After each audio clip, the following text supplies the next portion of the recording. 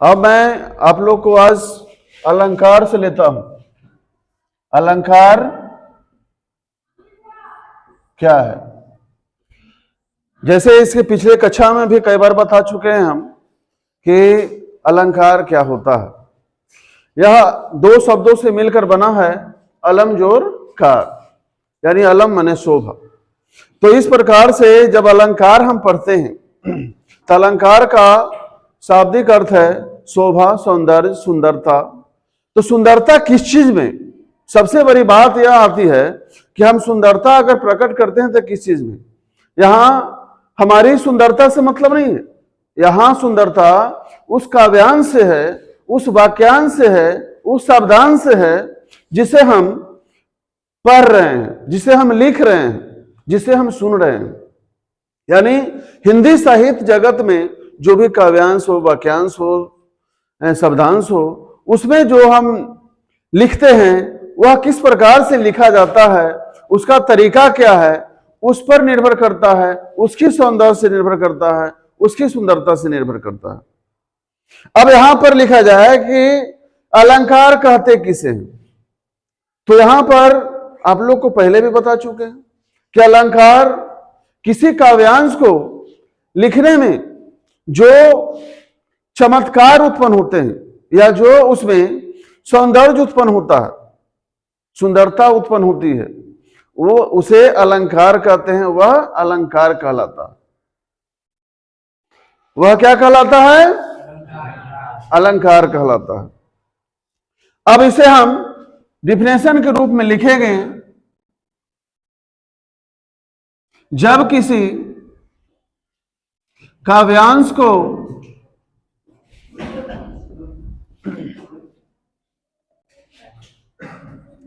लिखने में जो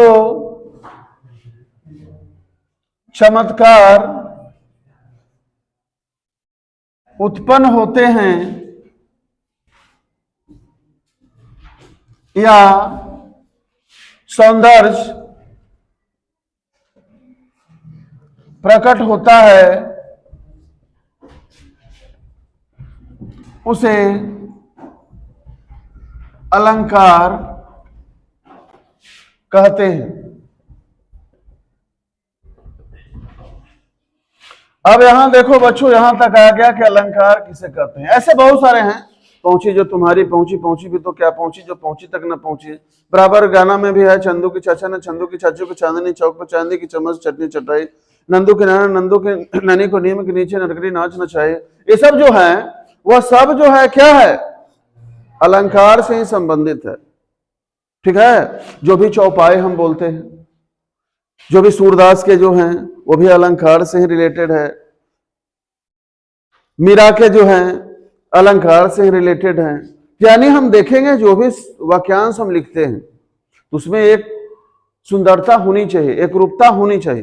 कुछ भी नहीं लिख सकते हैं हम। यह नहीं लिख सकते हैं कि मैं हूं जाता पटना, इसमें सुंदरता कहां है? एक तो वाक्य भी सही से नहीं, तो अलंकार जैसे सुंदर चीज कहां से आ जाएगी, विषय कहां से आ जाएगा?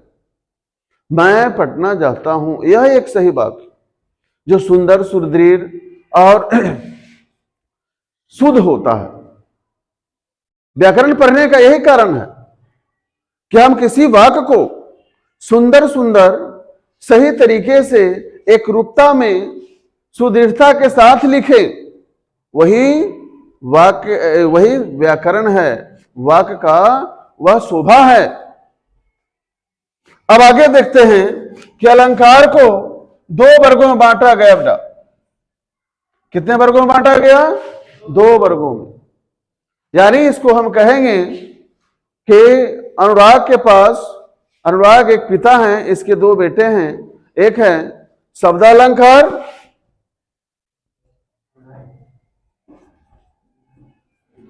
और दूसरा है अर्थालंकार। ठीक है। एक है शब्दालंकार और दूसरा है अर्थालंकार।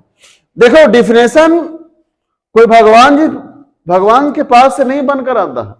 डिफिनेशन वो आप और हम बना सकते हैं। समझ अगर लेंगे तो डिफिनेशन बना सकते हैं। यहां शब्द देख रहा और यहां अर्थ देख रहे हो, यह इसी में से आपका परिभाषा छिपा हुआ है। किसी भी चीज का, किसी भी टॉपिक का, किसी भी शीर्षक का परिभाषा इसी में छिपा हुआ होता है। जिसे सर्वनाम किसे कहते हैं, सर्व संज्ञा किसे कहते हैं, विशेषण किसे कहते हैं, ये सब परिभाषाएं आसमान से बनकर नहीं आई, उसी के अनुरूप तैयार किया जाता है। और उसी जो परिभाषा होती है उसी के अकॉर्डिंग काम भी होते हैं। अब यहां पर देख लेना शब्द अलंकार, अलंकार माने तो शोभा हो गया, अशब्द। तब किसी काव्यांश को या वाक्यांश को, ध्यान देगा यहां डिफिनेशन, इसको हम थोड़ा सा लिखते हैं समझाने ख्याल से। किसी भी काव्यांश को या वाक्यांश को लिखते समय शब्दों के कारण, यहां देना इन्वर्टेड कॉमा, शब्दों के कारण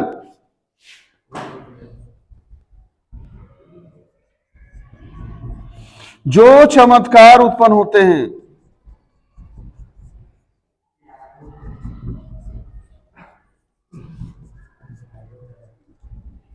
उसे क्या कहते हैं?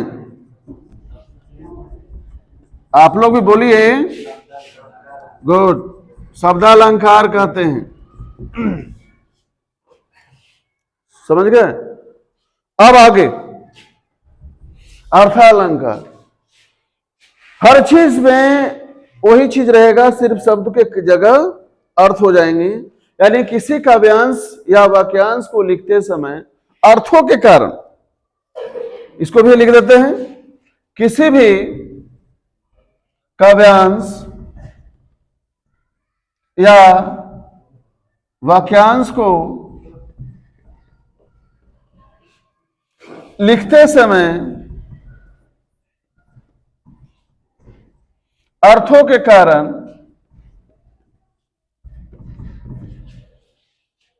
जो चमत्कार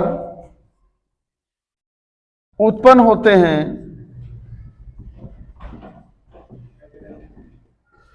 उसे अर्थालंकार कहते हैं। यह हो गई अलंकार के दो पार्ट्स, दो भेद, एक शब्दालंकार और दूसरा अर्थालंकार।